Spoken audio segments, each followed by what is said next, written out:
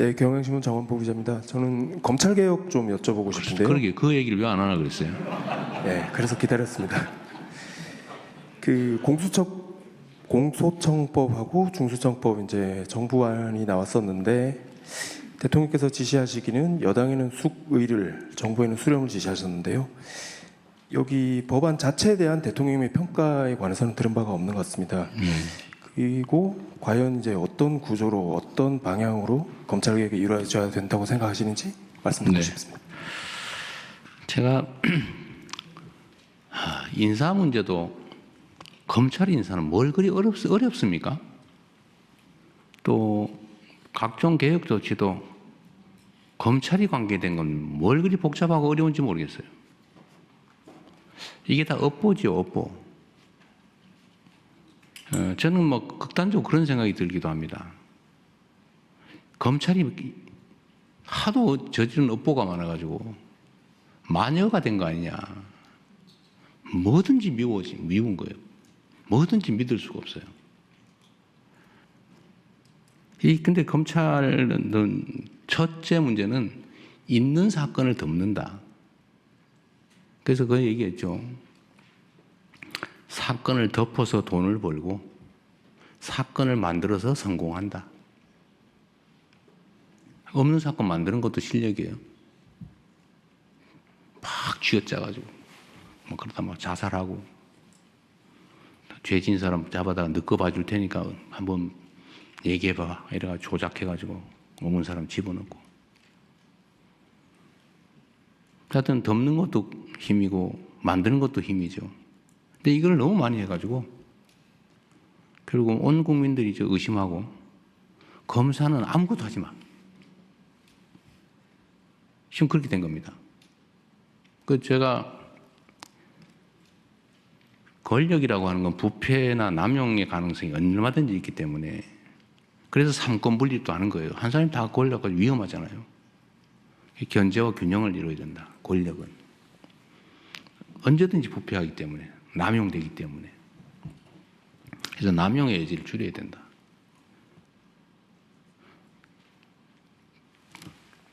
수사와 기소를 분리하자. 분리해야죠. 기소하기 위해서 수사를 하거나 수사를 합리화하기 위해서 기소해가지고 안 되는 거 알면서 가짜 증인 압박해가지고 유죄 만들고 이러면 안 되잖아요. 분리해야지 당연히. 이거는 대원칙이죠. 원래 그렇게 하기로 했으니까. 그런데 그러면 이거를 예를 들면 그런 거예요. 그러면 공소청을 만들면 이제 검찰청이 이제 공소청으로 바꾸기로 했잖아요. 그건 뭐 법률상 가능하니까. 중수청, 공소청. 공소청의 책임자 이름을 명칭은 뭐라고 할 거냐? 공소청장이라고 할 거냐? 검찰총장이라고 할 거냐? 공소청 안에는 검사들이 일하는데.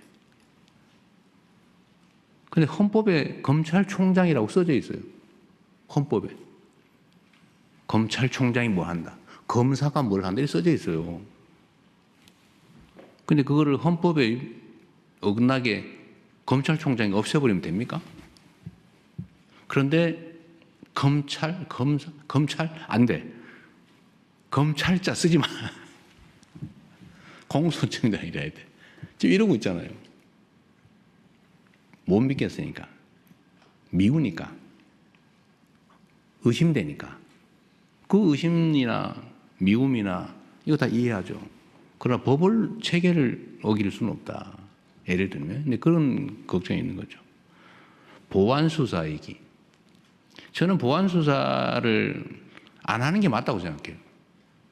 그러나 예외적으로 필요한 경우가 있어요. 공소시효가 이틀밖에 안 남았는데, 예를 들면, 송치가 왔어요. 이틀밖에 안 남았어. 간단하게 어디 물어보면 돼. 예를 들면. 그런데 이거를 보완수사가 전면 금지가 되면 경찰로 다시 보내고 가는데 이틀, 오는데 이틀 하고 끝나버려요. 예를 들면 이런 경우 어떡할 거예요? 간단하게 확인하면 될 일을. 그런 경우에 남용의 가능성을 봉쇄하고 없애고 아주 예외적인 경우에 남용의 여지가 없게 안전장치를 만든 다음에 그런 거 정도는 해주는 게 실제로 국가 업무를 효율적으로 처리하는 길이기도 하잖아요. 이 검찰개혁의 핵심은 검찰한테 권력을 뺏는 게 목표가 아니에요. 그건 수단과 과정이죠. 진짜 최종 목표는 국민들의 권리 구제예요. 국민들의 인권 보호, 국민들의 권리 구제. 억울한 범죄 피해자가 구제받을 수 있게 가해자를 처벌을 제대로 하는 거. 그거 해야죠. 그거 중요한 얘기잖아요. 억울한 피의자가 없는 죄 뒤집어 쓰거나 지은 죄 이상으로 가혹하게 대가를 치르지 않게 하는 거. 이거 인권보호. 이거 중요하잖아요. 이게 목표지. 누군가의 권력을, 조직의 권력을 뺏는 게 목표가 아니란 말이에요. 이건 수단과 과정이죠. 근데 이게 용서가 안 되는 분들이 있어요. 이해해요. 이때까지 저지른 일이 있으니까. 여하튼 요만큼만 여지가 생기면 악용을 해가 나쁜 짓을 하니까. 의심이 정당화되죠. 그러니까 이걸 봉쇄해야죠. 그거 동의해요. 그럼 어떻게 할 거냐? 그럼 어떻게 예외를 만들고 예외에 대한 안전장치 어떻게 만들까를 막 지금 고민을 하고 이번에는 의제가 아니에요. 이번에 공소청, 중수청 그거는 나중에 더 연구해야 된다 이거는. 그래서 미정 상태예요. 그래서 이건 내가 보니 법안을 안 냈는데 이게 지금 의제가 돼 있어요. 마치 정부는 보안 수사권을 주려고 하는 것처럼 단정을 하고 분명히 주려고 할 거야. 이재명이가 배신했어. 지지철회. 이러고 있어요. 뭐 다 그러는 건 아니에요. 일부. 근데 이것도 뭐 틀린 얘기는 또 아니에요. 포기한다고 딱 깔끔하게 하면 좋은데 거기서 생긴 문제는 어떻게 할 거냐. 더 검토해야 된다. 이번에는 아니다. 이번에는 조직 체계만 하자. 근데 이게 지금 전면에 올라와 있어요. 이거 가지고 막 다투고 있어요. 이게 문제예요. 어려운 거죠. 이거 업보예요, 업보. 누구의 잘못도 아닙니다. 검찰의 잘못이에요. 근데 검찰도 이러면 생각해 보세요. 한 명이 아니에요. 그 2,000명이 넘는 검사가 있는데 그 중에 이런 나쁜 짓 한 검사 몇 명이나 됩니까? 한 10% 될까요? 누가 그러는데 200명 뭐 그렇게 얘기했잖아요. 오염된 권력을 남용하는 또 남용할 생각을 가진 것으로 의심되는 나머지 1,800명은 또는 최소 1,000명 이상 절반가량은 내가 보기에는 내가 검사로서 정말 억울한 사람 없게 국민의 인권을 보호하고 나쁜 놈 처벌하고 내가 평생을 여기 이런 사람이 있단 말이에요.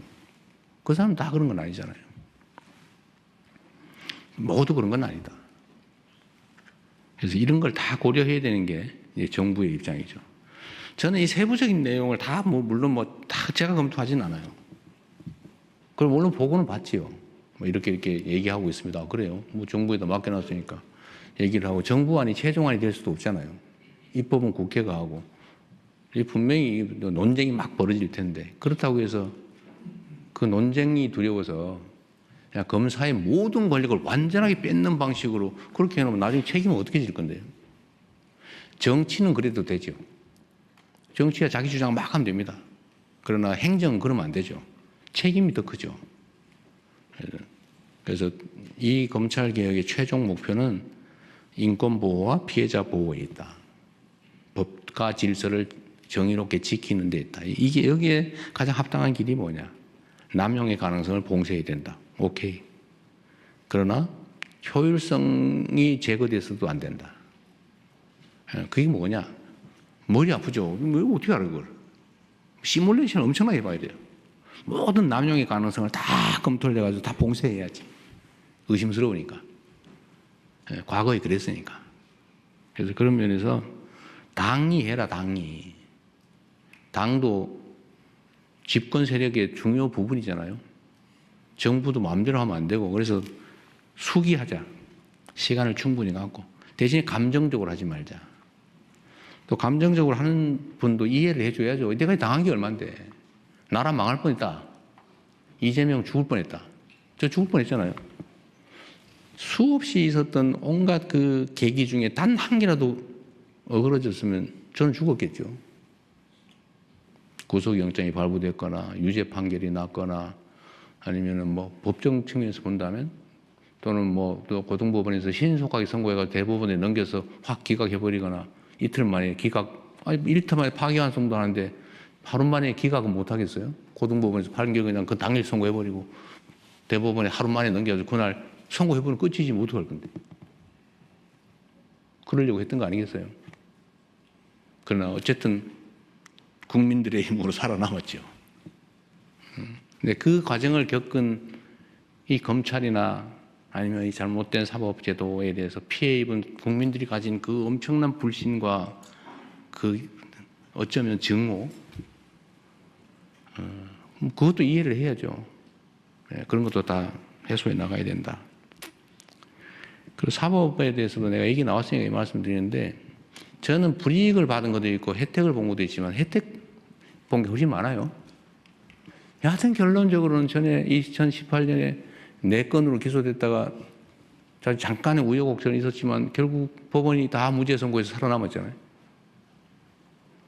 그리고 법원은 그 후에 전 정권에서 벌어진 일도 보면 여튼 위증교사도 참 저는 참 기가 찰 일인데 그 무죄 선고 났잖아요.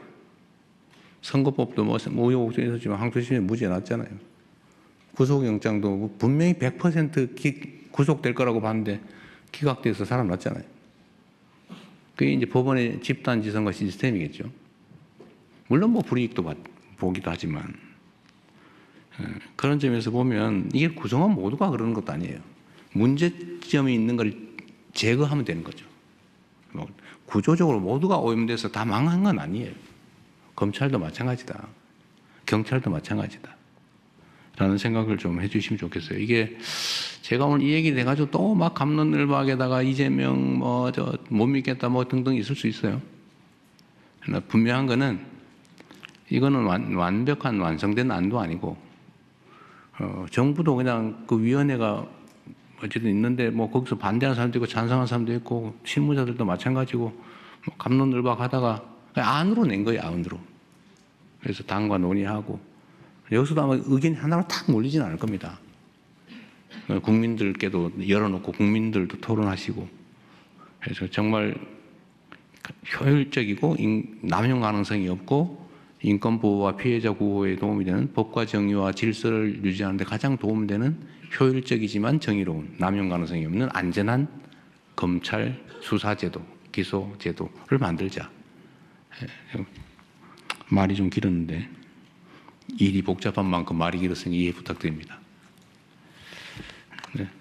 어쨌든 당에서 또 국회에서 정부가 또 국민들께서 함께 토론하고 그 결과를 또 전문가들이 검증하고 뭐 그렇게 10월까지는 또 여유가 있으니까 너무 급하게 서둘러가 체하지 말고 충분히 의논하시면 좋겠습니다.